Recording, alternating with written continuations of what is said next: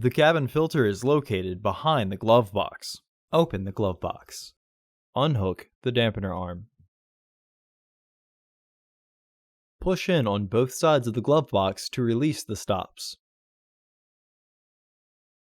Lower the glove box.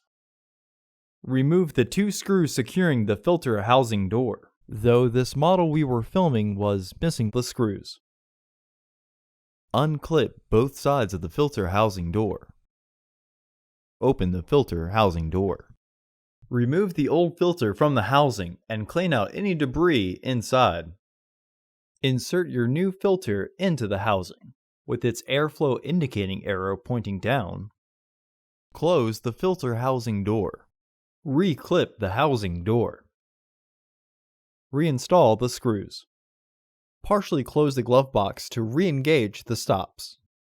Clip the dampener arm back onto the glove box. Close the glove box. Order your parts today at filterheads.com. Also, please like our video and subscribe to our channel so you won't miss any new content.